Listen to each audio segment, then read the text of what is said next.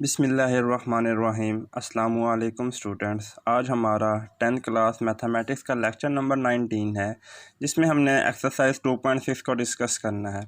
Exercise 2.6 में जो question इस्तेमाल हो रहे हैं उनमें जो मेथड लग रहा है उसे हम कहते हैं सिंथेटिक डिवीजन। वो जो मेथड है बेटा उसको हम कहेंगे सिंथेटिक डिवीजन। और सिंथेटिक डिवीजन होती कैसे है और ये आप फर्स्ट टाइम पढ़ने जा रहे हैं इस डिवीजन को। जैसे आपने पहले पढ़ी हुई है सिंपल डिवीजन के जो बटा की फॉर्म में होती है उनको आप कैसे सॉल्व करते हैं, उसको आप इस स्क्वायर रूट में रख कर सॉल्व कर लेते हैं। अब जो स्टूडेंट जैसे ये 1/2 है, इसको आप ऐसे डिवाइड कर लेते थे, 2 5 10। ये आपके पास एक डिवीजन थी। अब स्टूडेंट जो डिवीजन आपके पास आ रही है वो है सिंथेटिक डिवीजन। इसमें होता क्या है ये चीज़ आपने समझनी है। Synthetic division is the process of finding. Synthetic division एक प्रोसेस है जिससे हम फाइंड करते हैं question. What is question? Question को एंड रिमाइंडर और रिमाइंडर को व्हेन अ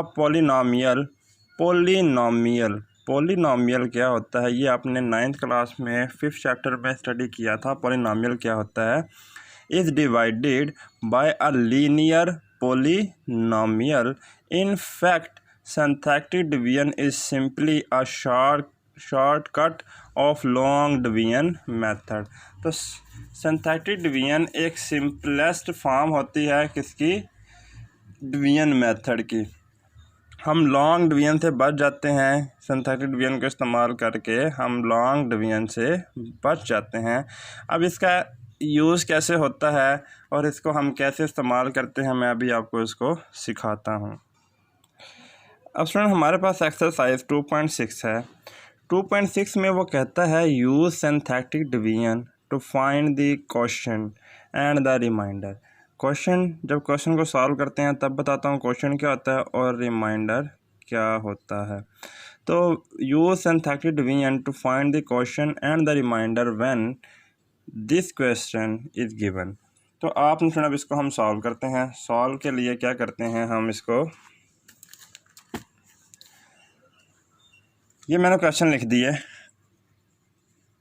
इसमें वो कहता है आपने सिंथेटिक डिवीजन को इस्तेमाल करना है और सिंथेटिक डिवीजन का इस्तेमाल कर आपने मुझे क्वेश्चन और रिमाइंडर निकाल कर देना है। तो स्टूडेंट सबसे पहला काम जो आपने करना है वो ये है कि आप जिस फैक्टर पे आपने से डिवाइड करना है उसमें से x की वैल्यू फाइंड आउट कर देनी है। लेट यानी x+1 पुट कर देना है आपने। x+1 को इज़ इक्वल टू 0 और यहाँ से आपने x की आंसर निकाल लेना है, यानी ये इधर आकर हो जाएगा -1। इस नंबर पे हम इसे करेंगे डिवाइड। दूसरी चीज़, ये जो वैल्यू लिखी हुई है इसको आपने px मान लेना है कि ये आपके पास पॉलिनॉमियल है किसका? x का। अब स्टूडेंट पॉलिनॉमियल क्या होता है? ये जो वैल्यू लिखी हुई है अगर इसमें जो वेरिएबल इस्तेमाल हो रहा है, और वेरिएबल कौन सा इस्तेमाल हो रहा है स्टूडेंट इसमें? x। अब x की पावर आपने देखनी है।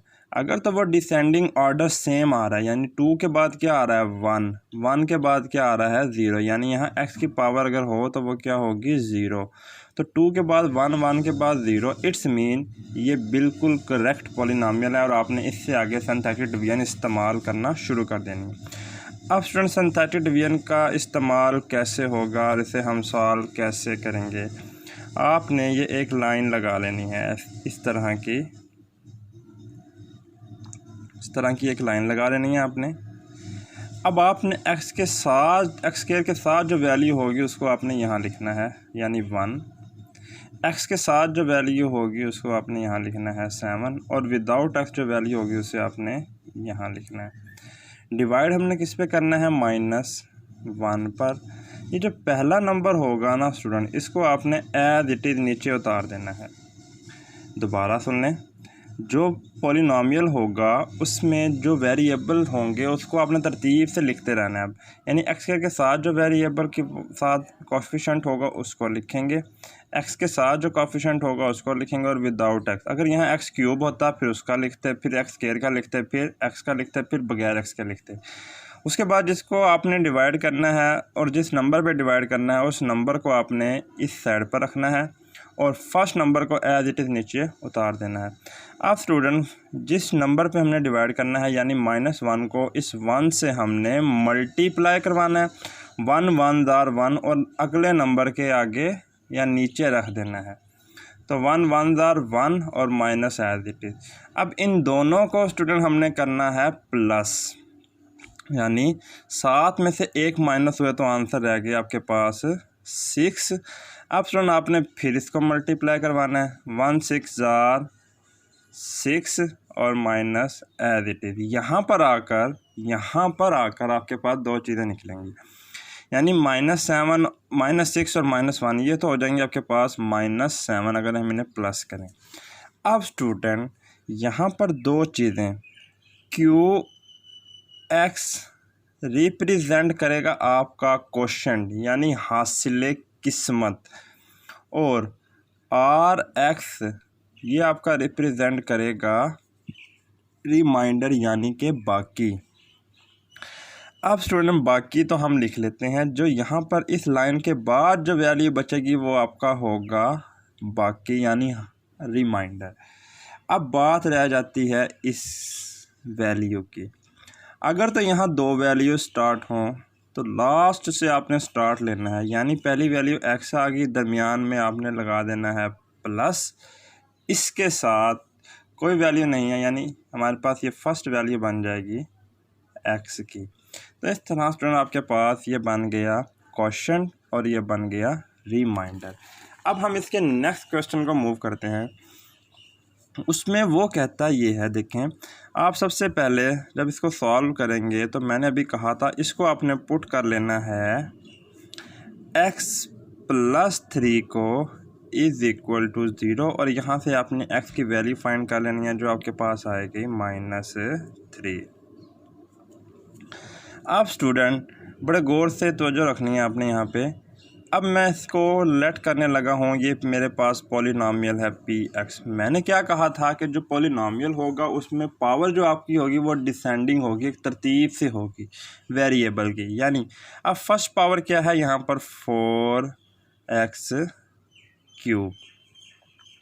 अब स्टूडेंट इसके बाद आनी चाहिए थी पावर स्क्वायर यानी मुरब्बा वाली, 2 पावर आनी चाहिए थी, जबकि हमारे पास जो पावर आ रही है वो है 1। तो ये पॉलिनॉमियल नहीं है, तो आपने इसे पॉलिनॉमियल बनाना है। तो हम इसे पॉलिनॉमियल कैसे बनाएंगे स्टूडेंट, इस 3 के बाद हमें लाना है 2, तो हम इसमें ऐड कर देंगे 0x²। देखें 0x² को जब 0 को x² से मल्टीप्लाई करोगे तो आंसर आएगा 0। इट्स मीन हमने इसमें 0 ऐड कर दिया, लेकिन साथ में वेरिएबल भी लगा दिया। उसको लगाने का फ़ायदा हमें ये होगा कि हमारे पास एक तरतीब आ जाएगी वेरिएबल की। तो उसके बाद हमारे पास x² के बाद x वाली वैल्यू होनी चाहिए जो हमारे पास गिवन है, और उसके बाद विदाउट x होनी चाहिए जो हमारे पास ऑलरेडी गिवन है। अब फ्रेंड आपने इसको लेना है सिंथेटिक डिवीजन से स्टार्ट। तो हम इसको सिंथेटिक डिवीजन करना स्टार्ट करते हैं। तो स्टूडेंट अब देखें फर्स्ट वैल्यू क्या है x³, उसके साथ जो नंबर है वो है 4, फिर x² के साथ नंबर है 0, फिर x के साथ नंबर है -5 और फिर विदाउट x है वो है 15। डिवाइड हमने करना है -3 पर। First number as it is आपने उतार देना है, 4 3 जार -12, -12 में 0 ऐड किया तो आंसर आ गया -12 ही। अब -12 को -3 से मल्टीप्लाई करेंगे तो आंसर आएगा स्टूडेंट 36। 36 में से आपने 5 माइनस कर देना तो आंसर आएगा 31। अब यहाँ से आप स्टूडेंट आपने इसे मल्टीप्लाई करना है -3 को 31 से, यानी इसको अब इससे मल्टीप्लाई कर कर यहाँ लिखना है। दोबारा सुन लें, फर्स्ट वैल्यू जो होगी वो एज इट इज़ उतर जाएगी। ये इस नंबर को फर्स्ट वैल्यू से मल्टीप्लाई करवा कर सेकंड के नीचे लिखना है। सेकंड और सेकंड वाली वैल्यू को दोनों को ऐड कर कर नीचे लिखेंगे और फिर इस सेकंड को इससे मल्टीप्लाई करवा कर थर्ड के नीचे लिखेंगे, फिर इन दोनों को ऐड करेंगे, उसका जो आंसर आएगा उसको मल्टीप्लाई करवा कर फोर्थ के नीचे लिखेंगे। यानी 3 1 जार 3, 3 9 जार 3, 3 जार 9, यानी -93 आपके पास इसका स्टूडेंट क्या आ गया, आंसर आ गया।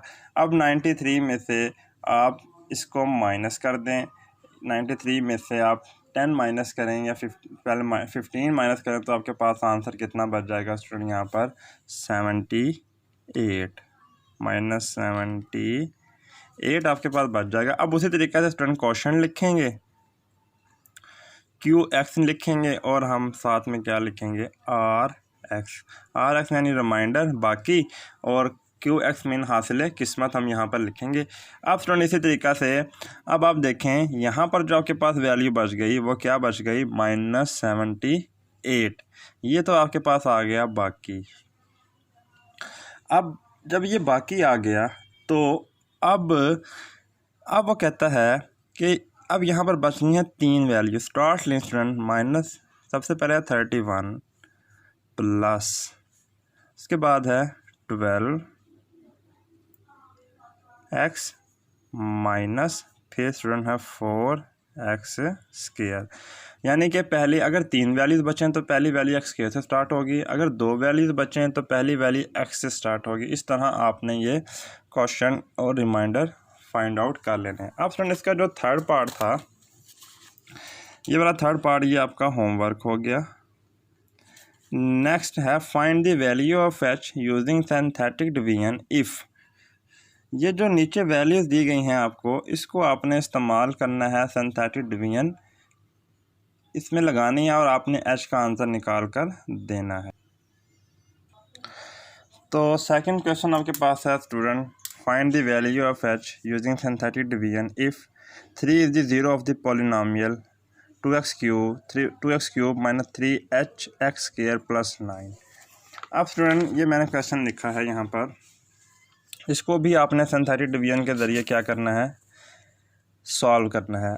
लेकिन इसमें अब बड़ी अहम बात ये है, वो ये कहता है कि ये जो मैंने 3 आपको दिया है, 3 नंबर जो आपके पास है, जब आप इसको डिवाइड करेंगे ना सारी पर, यानी सिंथेटिक डिवीजन के ज़रिए जब इसको सॉल्व करेंगे तो आपके पास रिमाइंडर 0 होना चाहिए।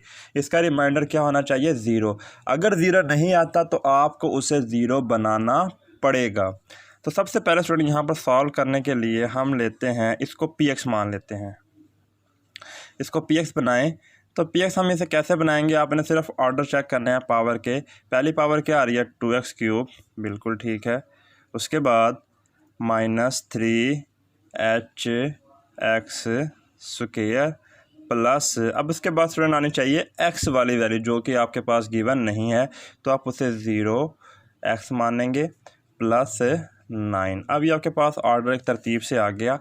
अब स्टूडेंट वो क्या कहता था कि आपने इसमें रिमाइंडर को 0 बनाकर फिर h की वैल्यू क्या करनी है, फाइंड आउट करनी है। तो हम इसको सिंथेटिक डिवीजन से स्टूडेंट स्टार्ट लेते हैं। स्टार्ट लेने के लिए हमने वैल्यू अपने पॉलिनोमियल की बना ली।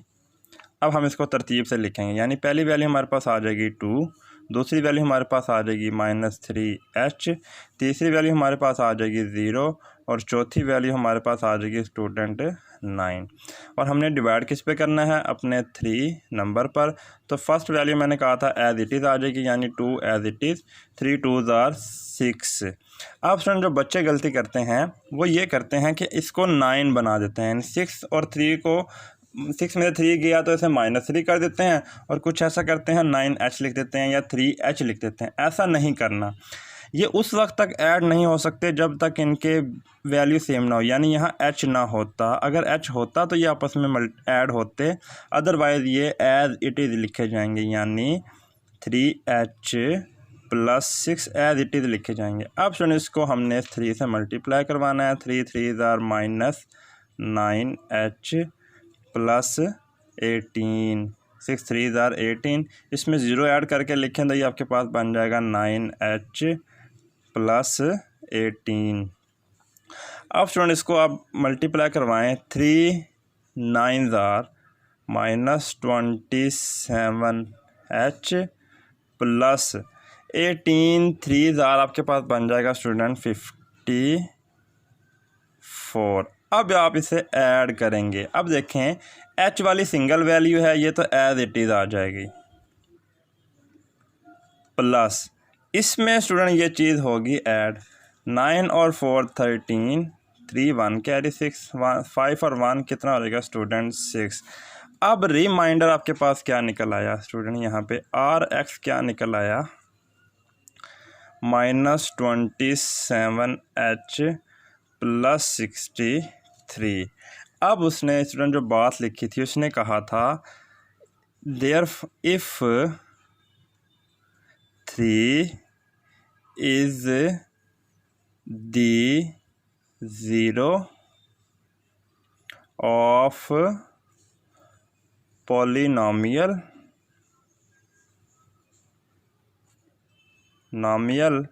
then रिमाइंडर यानी आर एक्स आपके पास क्या होना चाहिए 0, जो कि नहीं आया। तो आप इसे अब 0 बनाएंगे।